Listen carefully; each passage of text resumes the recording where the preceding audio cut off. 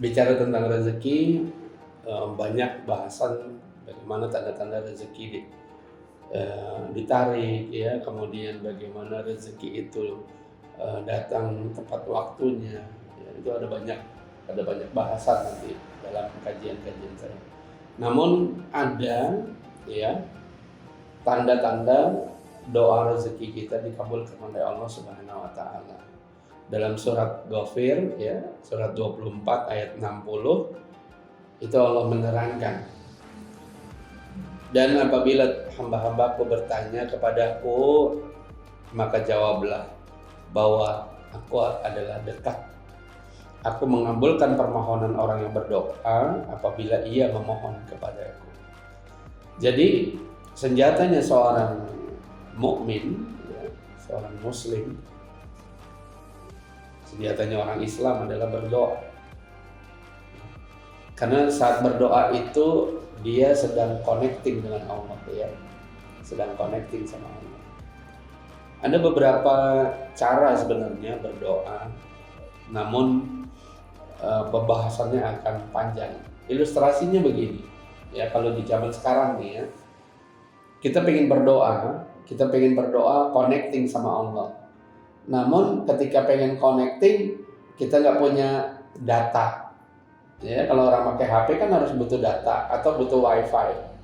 Nah, data atau WiFi itu ibaratnya kita nggak punya, ya. Sedangkan WiFi itu adalah penghubung. Nah, penghubungnya apa? Orang sebelum doa penghubungnya apa sih? Sholat. Kita nggak pernah sholat, lalu kita tiba-tiba minta doa, ya nggak akan kena. Ya. Namun dalam surat Ghafir ini disebutkan kalau orang pengen cari Allah, sesungguhnya aku ini dekat. Ya. Maka ketika seorang bermasalah dengan rezekinya, lalu dia minta cari, bahkan ada yang pernah tuh ya, dia nyari ke pantai selatan, lalu kemudian ada yang ke kuburan. Ya, itu salah, cara-cara yang salah. Karena Allah menerangkan sesungguhnya aku ini dekat. Ya, saking dekatnya sama Allah, maka Allah mengabulkan siapapun yang berdoa. Nah, kita berdoanya ini caranya benar atau tidak? Maka itu ada bahasan-bahasan yang lebih panjang. Namun ada 4 kategori ya, tanda-tanda dikabulkannya sebuah doa. Ya. Ketika orang berdoa, kita kan nggak pernah tahu nih doa kita dikabulkan atau enggak. Namun ada tandanya. Ketika seseorang berdoa banyak kepada Allah, yang muncul pertama dalam dirinya adalah rasa takut kepada Allah Subhanahu wa taala. Nah, rasa takut ini dalam bentuk apa? Pertama, ya, dia tidak mau meninggalkan ibadah sholat. Ya, kenapa? Karena dia tahu bahwa sholat itu adalah wifi yang menuju Allah atau data connecting yang menuju ke Allah. Maka dia tidak mau dia ketinggalan untuk ibadah sholat. Apalagi sholatnya itu dia ingin di saf pertama. Saf pertamanya di mana?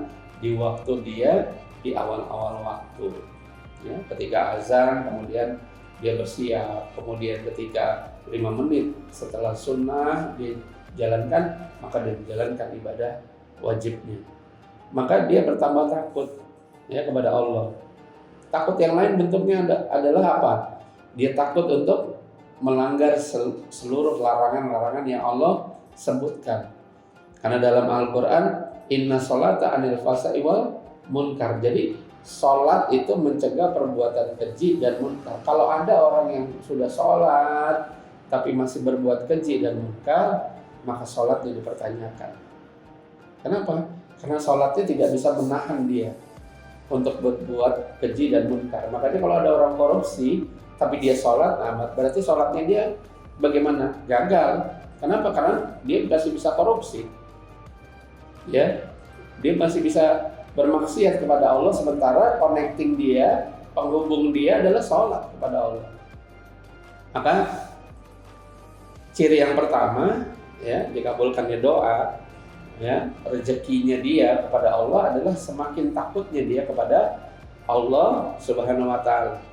Jadi dia menjadi punya rasa takwa kepada Allah. Ya. Dia sholat, dia ngaji, dia puasa, lalu dia punya rasa takut. Takut kenapa? Apa yang dia lakukan kemarin-kemarin itu belum tentu bisa dia bayar ketika dia mati nanti. Maka dia semakin takut kepada Allah. Ibadahnya semakin kuat, ya. Kemudian bersedekahnya lebih kuat lagi. Lalu kemudian ngajinya tidak dia tinggalkan karena dia merasa bahwa dia butuh penyelamat ketika ia mati. Nah, ini kalau orang sudah punya rasa takut yang luar biasa itu, maka ciri doanya diterima oleh Allah Subhanahu wa taala. Lalu yang kedua adalah dia bertambahnya semangat dalam ibadah. Ya. Jadi orang yang doanya diterima oleh Allah Subhanahu wa taala, dia mendapatkan rezeki dari Allah itu yang kedua ini adalah luar biasa. Dia jadi semangat dalam ibadah, ya. Dulunya biasanya cuma sholat Jumat aja atau sholat Id aja, Idul Fitri atau Idul Adha aja. Namun ketika dia bertobat kepada Allah, lalu dia berdoa kepada Allah, maka ibadah-ibadah dia semakin lebih banyak lagi. Ya, qobliyah, ba'diyah, sholat sunnah lainnya, tahajud dia bangun, duha dia kerjakan, ya. Maka bertambah ibadah-ibadah lainnya. Lalu dia jaga mulutnya untuk tidak mencaci maki, ya, segala macam lah. Itu tandanya orang itu udah doanya dikabulkan sama Allah. Jadi Allah jaga, ya, Allah kasih perisai supaya amal-amal ibadahnya nggak hancur. Ya, ada orang menggosipkan ke seseorang, dia pergi, ya. Ada temannya yang mengajak ke hal-hal maksiat, dia menghindar. Ya, itu bentuk-bentuk orang yang doanya diterima oleh Allah Subhanahu wa taala. Nah, kita doanya bentuknya apa sih? Pasti mintanya, ya Allah berikan rezeki yang banyak. Rezekinya apa? Pasti duit. Ya. Padahal rezeki yang paling utama itu bukan hanya uang, kesehatan, ya, umur yang berkah, anak-anak yang soleh. Makanya kita harus cek lagi nih, doa kita hanya seputar materi kah, atau kita doa untuk akhirat kita, ya. Ciri yang kedua ini harus kita pahami betul. Maka kalau dia beribadahnya semakin bertambah, ya, menjauhi seluruh apa yang Allah larang, ya, itu bentuk dari ibadah-ibadah doa yang dikabulkan oleh Allah Subhanahu wa taala. Yang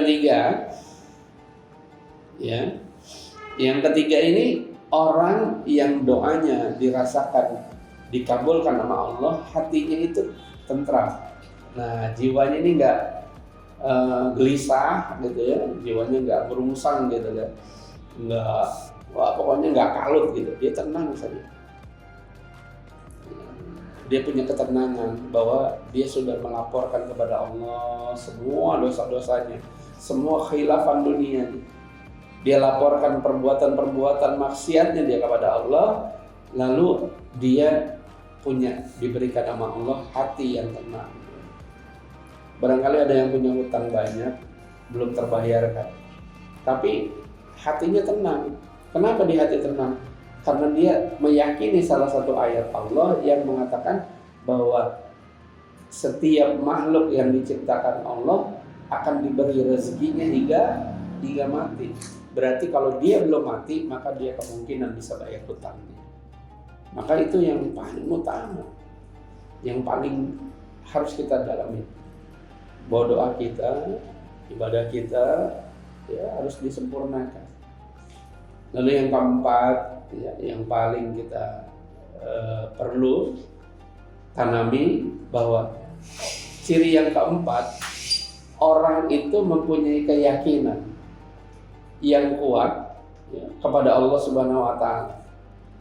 Ya, ada orang yang berdoa, ya Allah saya punya hutang, ya Allah ini bagaimana bayarnya. Tapi kalau dia berdoa dengan poin 1, 2, 3-nya sudah dia rasakan, yang keempat dia punya keyakinan bahwa masalahnya dia akan diselesaikan, ya, masalahnya dia akan diselesaikan dan dia akan lulus terhadap ujian masalahnya itu. Maka dia punya keyakinan bahwa semua sudah saya serahkan sama Allah, semua sudah saya laporkan sama Allah. Saya yakin Allah akan menghadirkan jalan-jalan terbaiknya kepada saya dalam bentuk apapun. Ya, kalau udah punya perasaan seperti ini, maka luar biasa. Ya. Ketika seseorang berdoa, lalu dia pengennya hanya duit, lalu duit itu nggak datang, lalu dia nggak jadi berdoa. Padahal Allah lagi nungguin. Kira-kira doanya dia itu serius apa main-main?